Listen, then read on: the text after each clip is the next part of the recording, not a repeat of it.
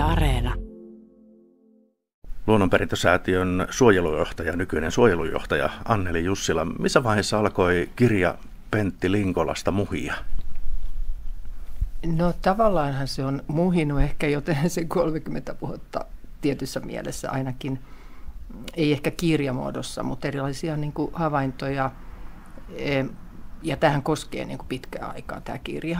Mutta nyt niin kuin tässä, multa vähän niin kuin pyydettiin sitä tässä Pentin kuoleman jälkeen, että hiukan toisen tyyppistä kirjaa Linkolasta ja tekstiä, mitä on aikaisemmin ollut. Ja niin, että se kirjoittaminen sitten alkoi tuossa vuoden alussa.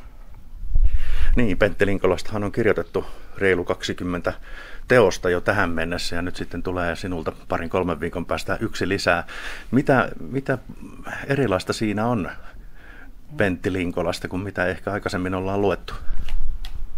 No se juuri sen takia mä harkitsenkin tätä melko tarkkaan, että ettei tule sanottu samoja asioita, mitä tässä nyt on Linkolasta kirjoitettu.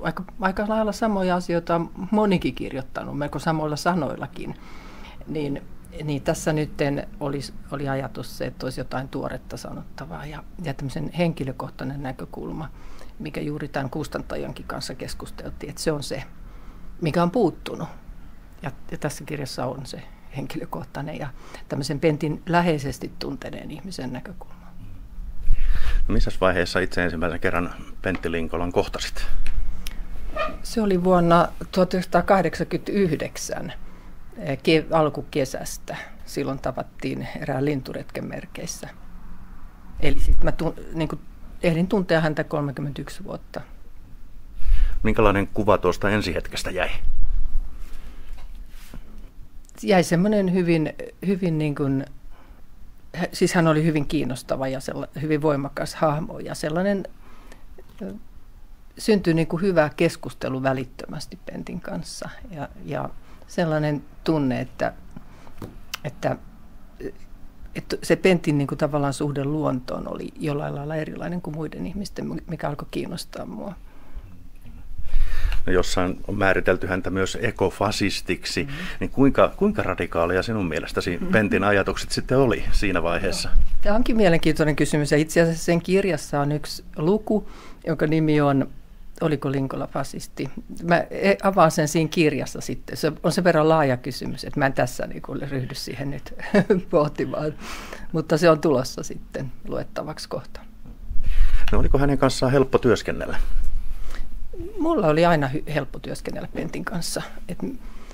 Meillä sujui niin kuin todella hyvin esimerkiksi tämä säätiön alkuvaiheet perustaminen ja sitten koko ajan tämä säätiön niin kuin eteneminen pikkuhiljaa. Että vaikka Pentti ei osallistunut näihin käytännön minkälaisiin tällaisiin kokouksiin kovin niin kuin aktiivisesti, mutta hän seurasi jatkuvasti taloutta esimerkiksi. Hän oli hyvin tarkka siitä. Ja koko ajan tuli hyvä. Mehän soitettiin melkein päivittäin ihan loppuun asti niin tässä viimeisinä vuosina, jolloin mä en tavannut häntä niin paljon. Niin, mulle jäi vaikutelma, että Pentin kanssa oli todella helppo tehdä töitä. No, pehmenikö mies tuossa vuosien saatossa sitten, kun 31 vuotta kuitenkin tunsit? Niin, mähän en tuntenut Penttiä ennen sitä aikaa. Et mun on niin kuin vähän vaikea vastata tuohon. Mutta kyllä mä käsittelen niin kuin Pentin muutosta, koska siinä 30 vuoden aikanakin tapahtuu niin kuin hänessä muutoksia hänen ajattelussaan ja sellaista syventymistä. Ja tuli niin kuin uusia painotuksia, jotka on tässä ihan yksi kokonainen niin kuin osa tästä kirjasta, käsittelee sitä Pentin niin kuin just niitä pehmeämpiä puolia. Että kyllä jotain tapahtui kyllä sellaista, että hän niin kuin, ne perusajatukset säilyi aina samoina, mutta hänelle tuli sellaisia sävyjä, mitä ei aikaisemmin ollut ja mitä hän ei niin paljon ehkä kirjoittanut kirjoihinsa. Ymmärrän kyllä, että et varmaan halua hirvittävästi kirjan sisällöstä etukäteen paljastaa, mutta tavoitteena oli tietysti varmasti löytää Pentistä myös sellaista kerrottavaa, jota ei muut ole tähän mennessä kertoneet, niin kuinka siinä kävi? Joo, juuri tämä oli tarkoitus jo, Kustantaja on ainakin mun kustannustoimittaja, joka on ollut erinomaisen hyvä tässä apuna koko ajan, niin hän oli kyllä sitä mieltä ainakin, että nyt löytyi sellaista sanottavaa, mitä ei ole sanottu Pentti Linkolasta. Ja koska mulla on vasta pari päivää tästä toimitustyön päättymisestä, tai tämän viimeisen oikoluvun, niin mä en osaa, nyt on vähän niin kuin tällainen hetki, että ei pysty enää itse arvioimaan hyvin, mutta kyllä tämä usko, että tuo on toteutunut, tämä uusia näkökulmia Linkolaan. Olenko käsittänyt oikein, että myös paljon kuvamateriaalia vuosien varrelta tuossa kirjassa on? Jonkin verran on kuvia. Siinä on yksi kuvaliite, olikohan se 16-sivuinen. Ja siinä on kuvia, mitä ei ole ollut aikaisemmin esillä.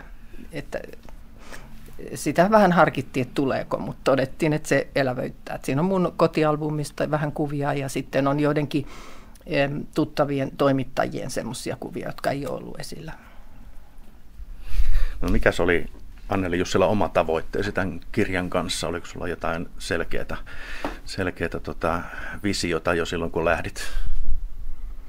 Ei oikeastaan. Mähän tässä alkusanoissa muuten vertasin tätä semmoiseen lankakerään, tätä koko ideaa, sen Ariadnen lankakerään, joka lähti purkautumaan siinä. Mä en tiennyt, mitä siitä syntyy. Mulla oli muutama semmoinen kirkas kuva, joitakin sellaisia tiettyjä kokemuksia ja elämyksiä Linkolan kanssa, mutta sitten tämä niin kuin vähitellen tämän, mikä 10 kuukautta tässä nyt on mennyt aika tiiviisti, niin siinä aikana tämä purkautui sitten ja mulle itsellenikin tuli yllättäviä näkökulmia sieltä esiin. No minkälaisella toimintasuunnitelmalla sitten lähdit kirjan tekoon, koska voisi kuvitella, että 31 vuoteen mahtuu niin paljon asioita, että ne pitää jotenkin jäsennellä sitten ehkä eri lukuihin tai jotain muuta. Joo, siinä on yksi asia oli ainakin se, että Pentistähän on tehty tämä Hyvä elämäkerta, joka on tämmöinen niin sanottu virallinen Kylänpään Riitan tekemä, joka niin semmoinen, että tämä ikään kuin täydentäisi sitä Pentin elämän niin kuin loppupuolta, josta tavallaan suhteessa on siinä aika vähän. Ja sitä ei ole, että siinä on enemmän keskitytty siihen ensimmäiseen 40 vuoteen ja tavallaan niin kuin sivumääräisesti siinä on vähän. Ja ehkä siitä puuttui justiin, ainakin mun tuttavat ja keskustelukumppanit korosti tätä, että pitäisi kertoa niistä toisistakin asioista. Eli että se oli aika tällainen kronologinen. Että mulla on niinku ryhmitelty tiettyihin teemoihin tässä. Että siinä on tämmöinen pientila, se on ensimmäinen osa. Ja sen jälkeen on Pentistä, toinen osa on Pentistä henkilönä. Just siinä on tämä henkilökohtainen näkökulma. Ja sitten on tämä aatteellinen puoli, aate ja aika, luku tai osa. Ja sitten viimeinen on tällainen himmeän hehkun maa, joka käsittelee Pentin niitä salaisempia puolia. Siinä tuli täky. Luonnonperintösäätiön suojelujohtaja Anneli Jussila, jos mennään kirjasta pikkusen sivuun, niin miten Pentti Linkolan muistometsähanke?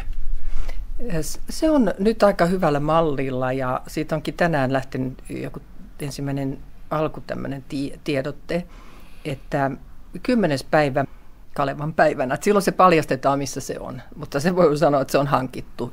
Itse asiassa on muistometsä ja muistolehto. Että meillä on kaksi hankintaa ollut Pentin muistoksi.